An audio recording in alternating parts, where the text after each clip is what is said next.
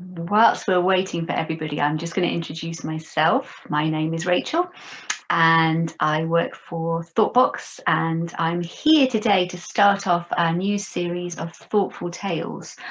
And we're calling from all over the world today. I know we're all at home, but all of us are living in completely different places, and I can't see all of you. You can see me, but I can't see you today. But I wonder whether you'd like to just tell me who you are and where you are calling from, because we have an option today to write a message in our chat box. So if you know how to do that, why don't you just drop me a little message and tell me your name, maybe tell me how old you are, and tell me where you are in the world.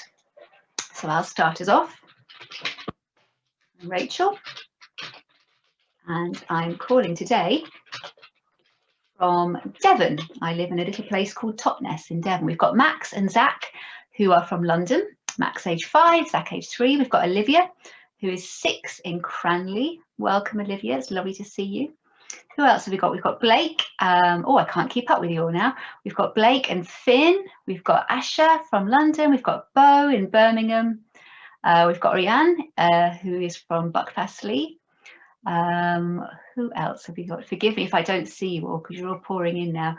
We've got Louis, we've got Ela from Perthshire, who's age 8.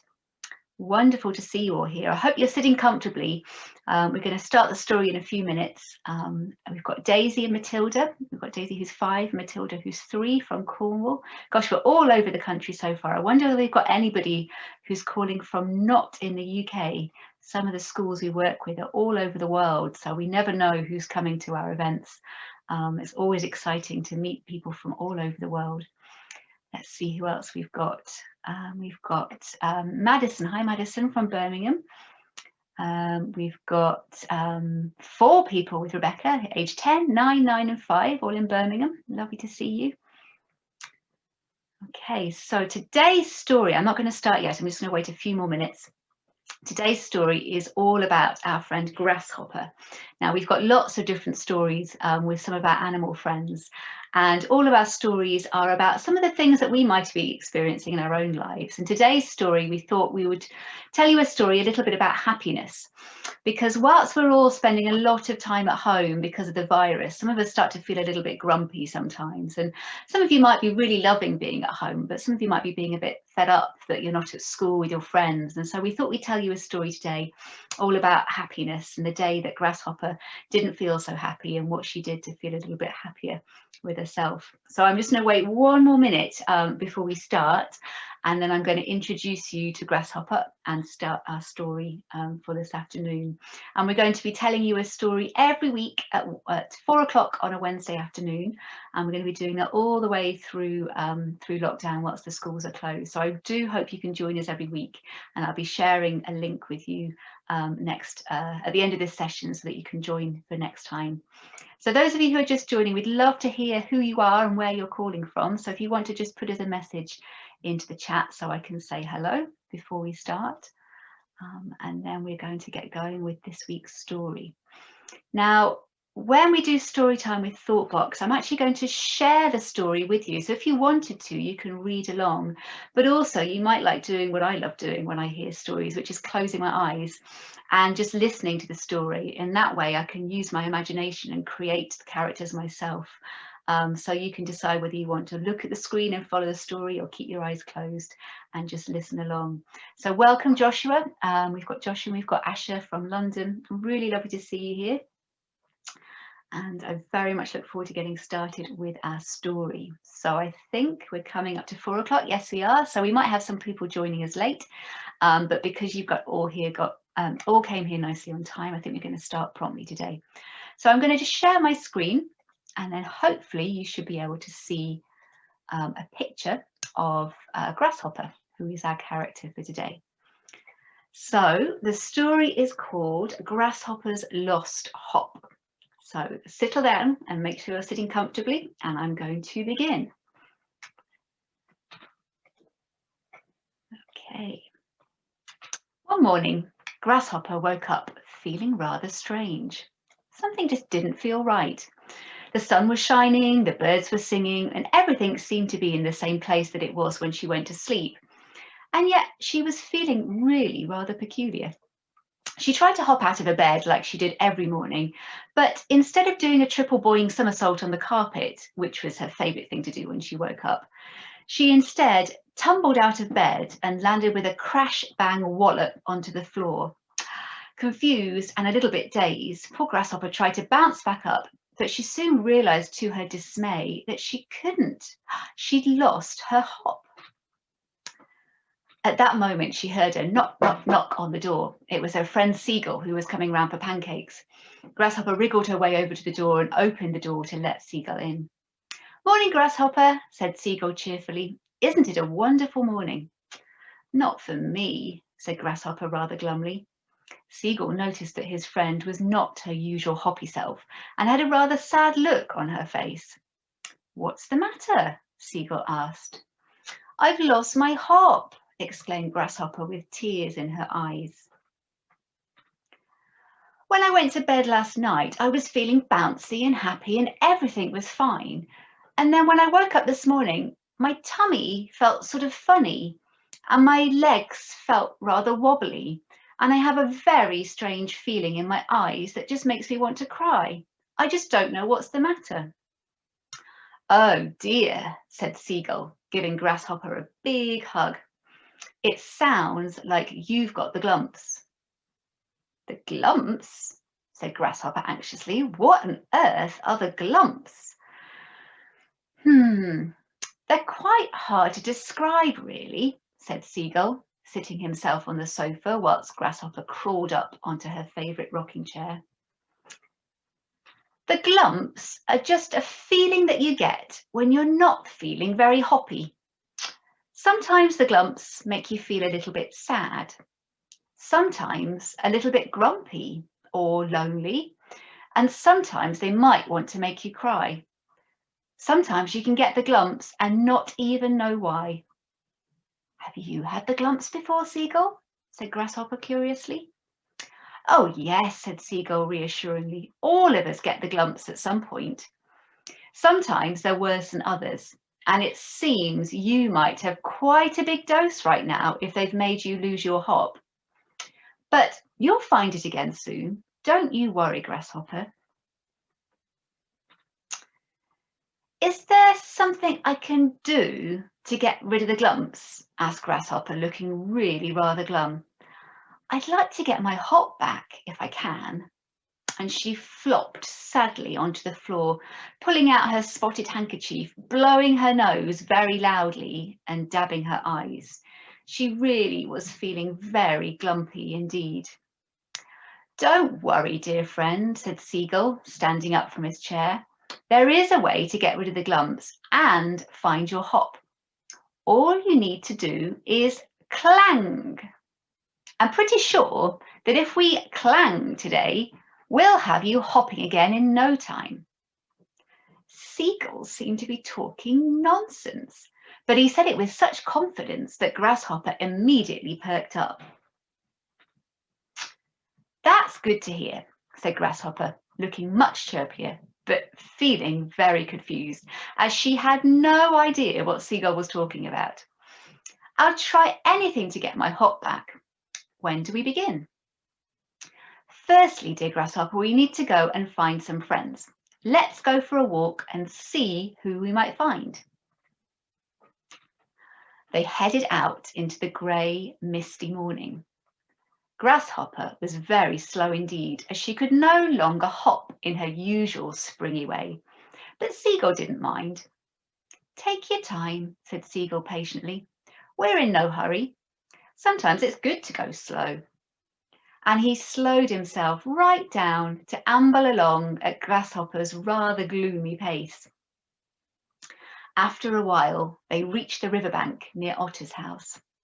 "Let's go and have a cup of tea with Otter," said Seagull cheerily. "That's a good way to start to clang." They knocked 3 times on Otter's door, and he answered holding a large steaming cup of tea in his paws. "Grasshopper, Seagull, how lovely to see you both. Won't you come in and have some tea?" said Otter, beckoning them both inside. They were rather glad to get out of the drizzly morning, and they sat down with Otter for a hot cup of nettle tea and a delicious buttercup biscuit, listening to his stories about the adventures in the river that he'd been having that week. After a while, Seagull looked over to Grasshopper and noticed that her eyes were no longer watering. However, her face was still very glum. He decided it was time for some more clang. Time to go, Grasshopper, he called cheerfully. We've got lots to do today if we're going to get your hop back by nightfall. And they both thanked Otter for the tea and biscuits, and they headed back out into the rainy morning. Pretty soon they passed their friend Snail, who was sheltering under a rather large leaf. Morning, Snail, said Seagull cheerfully. Morning, Snail, sighed Grasshopper. Morning, friends, cried Snail, delighted to see them both. Won't you come and join me underneath my leaf? It's lovely and dry under here. They crawled underneath and then noticed that Snail was doing something rather curious. He was holding two large sticks, and he had a piece of wool tied to one of them and seemed to be clacking the sticks together whilst winding wool around and around and around. What are you doing? Asked Grasshopper, feeling rather curious, even though she was glumpy. I'm knitting a scarf, replied Snail, concentrating hard on the end of the sticks. It's a little tricky at first, but I think I've got the hang of it now. Shall I teach you how to do it? And he unwound the knitting from the sticks and started it all over again, carefully teaching Seagull and Grasshopper how to knit. They both took it in turns with the sticks, and after a short while, between them they had knitted a lovely stripy scarf. How wonderful, said Seagull, beaming at his friends. Yes, it looks quite good, admitted Grasshopper, and her face looked a little less droopy. Thanks, Grasshopper, said Snail. It seems that you've got a dose of the glumps today, and so I'd like to give you this scarf as a gift to make you feel loved, said Snail, wrapping the scarf gently around her neck. Grasshopper gave her friend Snail a big hug and then set off again with Seagull, who had decided that she still needed quite a bit more clang if she was going to get her hop back by nightfall. As they headed out into the woods, Grasshopper turned to Seagull and said, I'm still not sure what clang is, Seagull, but my legs have started to feel a little bit springy since we left Snail's leaf. Do you think that my hop might be starting to come back? It might well be, said Seagull, smiling, but we definitely need some more clang first. How about we take a walk in the woods now that your legs are a little bit less slow? And they linked arms and they walked through the lush green woods, enjoying the shelter that the tall trees gave them from the raindrops falling from the sky. After a while, Seagull stopped abruptly and Grasshopper crashed headlong into his back as her head was down and she hadn't seen him stop. Can you hear that noise? Seagull said, twisting his head from side to side to get a better listen. Grasshopper stood really still, closing her eyes to be able to hear more clearly. What a lovely sound. It's like a beautiful chorus of birds. It must be birds' weekly choir practice, said Seagull. Let's sit and listen for a while. And they both sat ever so still and ever so quiet underneath a large oak tree, enjoying the beautiful sound of birds' choir whilst watching all of the little insects bustling to and fro across the forest floor. After a long listen, it was time to head home. Grasshopper jumped up from the floor and then fell down to the ground again. Wow, Seagull, one of my legs has started boinging again, she said, feeling quite excited. I think I found half of my hop. That's wonderful, said Seagull, beaming at Grasshopper as she half stood, half sat on the floor. I'd say with one more bit of clang, we'll have you hopping again. On the way back to Grasshopper's house, they passed Dormouse. Dormouse was jumping up and down, squeaking, her little front feet reaching for something high up in the tree. Every time she jumped, she squeaked a little bit louder, but she didn't seem able to reach whatever it was she was reaching for. "What are you doing, Dormouse?" asked Grasshopper curiously. "Is it some sort of gymnastics?" "It's my hat," despaired Dormouse. "It blew off in the wind, and now it is stuck on that tall branch halfway up the tree. I just can't reach it, no matter how high I jump, and the tree is just too slippery to climb because of all this rain." "Maybe I can help you," said Grasshopper, who was starting to feel much more like her usual hoppy self. She bent her knees, took a deep breath, and counted to 3. 1, 2, 3, hop! And with that, she boinged high up into the tree, grabbed Dormouse's hat with a quick swipe of her hands, and hopped back down to the ground, the hat perched merrily on top of Dormouse's little head. She was so fast that Seagull did not even see what happened. "I did it! I hopped! I found my hop again!" cried Grasshopper, bouncing around with glee. "And you seem to have lost your glumps too," said Seagull, beaming from ear to ear. And with that, Grasshopper hopped all the way back home, with Seagull skipping along beside her, feeling very happy indeed.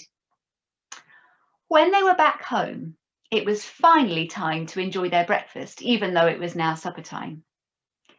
As they were tucking into their 4th helping of pancakes, Grasshopper turned to Seagull with a question. "Seagull, I am curious. I managed to find my hop again and to lose the glumps, but I'm still not sure what clang is. Could you tell me? I'd really love to know so that I know how to try and find my hop if I get the glumps again." "Of course I can tell you," said Seagull. "It's really rather simple and something that everyone can try. When we went out today, we did 5 things. 5 simple things that can help us to feel more hoppy whenever we get the glumps. Do you remember what the 5 things were that we did today, Grasshopper?" She thought quietly for a moment, and then she said, "First, we connected with our good friend Otter and joined for a cup of tea. Then we learnt how to knit a scarf with Snail. Then we were active and we went for a walk in the woods. Then we noticed the birds singing and we sat quietly to listen. Then we gave Dormouse some help to find her lost hat." "Well remembered," said Seagull. "Today we practiced 5 different ways to lose the glumps and feel more hoppy. We connected, k for connected. We learnt, l for learnt. We were active, a for active. We noticed, n for noticed. And we gave, g for gave. The first 5 letters of those 5 words spell out clang. So k for connected, l for learnt, a for active, n for noticed, and g for gave, clang. Clang can help us whenever we're feeling glumpy. Now make sure you tell all of your friends about it too, so that they can learn to practice clang whenever they get the glumps. And with that, they both smiled a big hoppy smile and helped themselves to another yummy pancake. The end. Okay, so that's our little story about Grasshopper. Now we've just got 5 more minutes together, and I'm going to invite you to have a little think about some of the things that we've just talked about in that story. And if you'd like, you can think about them quietly yourself, or you might want to talk to somebody else who's watching this with you, or you might want to write down some of your thoughts in the little chat box like we did earlier. So my first question to you is, have you ever had the glumps? Now, I certainly have, and we know that Seagull got the glumps, and it said at the beginning of the story when Seagull got the glumps that she woke up and she wasn't feeling very hoppy. In fact, she was feeling a bit peculiar. She had a funny feeling in her tummy. Her legs felt a bit wobbly. She had a strange feeling in her eyes that made her want to cry. Now, some of us might feel a bit sad sometimes and not really know why, and that might be when we've got the glumps. My next question to you is, Seagull helped Grasshopper to feel a bit more hoppy. Now, Grasshopper had lost her hop when she got the glumps, and she was feeling really quite miserable. And Seagull helped her by taking her out to do 5 things. Now, can you remember what those words were that we learnt about? Now, Seagull had a little phrase, and Seagull's phrase was called clang. Can you remember what clang meant? Now, it's quite a good thing to remember, because these things, these 5 things, can help us. If ever we're feeling a bit glum, if we go and do one of those things, we feel a lot better straight away.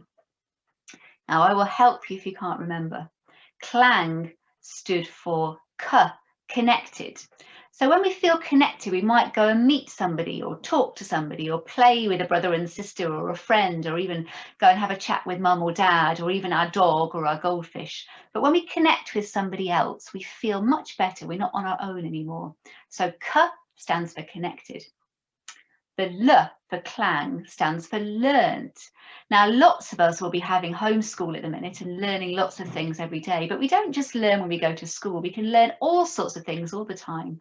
And learning something new is a great way to start to feel a bit better if we're feeling a bit glum. The A was for active. Now, lots of us love being active. It might be running around outside. You don't need to have a goldfish, Caroline. You can have anything, that anyone you want to connect with. I mentioned a goldfish, and Caroline's just put in the chat that she doesn't have a goldfish, but we don't need to have a goldfish. You can connect with anyone. Even my little friend monkey here, I could connect with if I'm feeling a bit glum. So A was for active. If we're feeling a bit glum and a bit glumpy, we might want to go and do something active. So we might want to go outside and have a walk. We might want to play some sports. We might want to do some mindfulness with our mum. That's a lovely idea from Paula. So doing something active is a great way to help us if we're feeling a bit glumpy. When we are feeling glumpy, we might want to practice notice. And what that means is to start to notice some of the things around us. Now, we just mentioned Paula that she practices mindfulness, and mindfulness is a really great way of bringing us right back down to a very calm place and feeling a little bit more in the moment and starting to notice some of the things around us. Now, in the story, Grasshopper and Seagull noticed the sound of birds singing, and that was a lovely way to help them to feel more connected to things around them. We might notice the trees or the leaves on the trees. We might notice little ants scurrying across our desk. We might practice some breathing. I can hear Madison practice breathing, which is a really good technique. Any of you that have got other techniques to feel better when you're glumpy, do share them in the chat, and I can share them with everybody. So noticing is a lovely way to help us to feel a bit more hoppy when we've got the glumps. And the final thing that Seagull helped with when Grasshopper had the glumps was G, and G stood for giving, or to give. And in the story, G for giving was when Dormouse needed to have a bit of help getting his hat out of the tree, and Grasshopper managed to boing right up into the tree and give help to Dormouse. So that was a great way. We've got Rafe talks to his hamster when he's feeling a little bit glumpy. That's a lovely thing to do, Rafe. It's always good to have someone to talk to, and it doesn't need to be a human to talk to. As I said, we've all got lots of things that we can talk to when we're feeling glumpy. So clang is a really great thing to remember if you've got the glumps, to connect to someone, so talk to someone, to learn something new, to be active and to do something, whether it's inside or outside, but just physically doing something, to notice some of the things happening around you that might be interesting to look at or listen to, and to be able to give some help, to give something to someone else. If we help someone else, it's a lovely way to feel better and to help somebody else too. And a little note from Oriane. She thinks about happy times when she's glumpy. That's a really lovely thing to do, Oriane, because sometimes when we're feeling glumpy, we might be tempted to think about all the sad things that are going on. And that just makes us glumpier and glumpier. But if we think about some of the happy things, it just makes us sit up a little bit more and smile a little bit more. So that's a wonderful thing to do. And sometimes we might have people around us, people in our house who have got the glumps. So maybe mum and dad have lost their hop, or maybe our brothers and sisters, or maybe even our pets are feeling a little glumpy if we've got a pet. And so we can also help people around us to feel more hoppy if they have the glumps. And there's lots of things that we can do to help other people feel good as well. So I hope you remember clang. If there's nothing else you remember from this story, try and remember to clang next time you have the glumps. So that was our story today about Grasshopper. Now, next week, we're going to read another story from the Thoughtful Tales, and we're going to be meeting another little friend. And actually, this friend appeared in Grasshopper's story. We're going to be meeting Dormouse. And next week's story is about Dormouse's wobbly tree. And this story for next week is a story from our Habitats programme. So we're going to be learning about where Dormouse lives and finding a little bit out about her wobbly tree. So I hope you enjoyed today's story. If you want to learn a little bit more about happiness and about about Grasshopper, we've got lots of free activities that you can take part in by visiting our ThoughtBox website. So you might want to have a little visit and download some of those free activities. We've got an activity every day for the whole of lockdown that you can do to practice noticing and connecting and learning and giving and being active. So have a little look at some ideas that can help you. So next week, join us again for our next story, Dormouse's Wobbly Tree, and take a look at our Facebook or Twitter account to find out how to sign up for next week's story. And we'll have a recurring sign up so you can join us for all of these stories over the next 7 or 8 weeks during lockdown. So I hope to see you all again next week. If you've got any questions or anything else you want to share, just pop it into the chat. But I'm really delighted that all of you could join us this afternoon, and I hope you have a wonderful rest of the day. And remember, next time you're feeling a little bit glumpy, try and find your hop again by having a go at clanging. So thank you all, and I hope to see you again next week. Thanks, Madison. Thanks, Emily. Thank you, Lindsay. Who else is there? Thank you, Joshua. Thank you, Joe. Thank you, Caroline. See you all again soon. Have a good afternoon.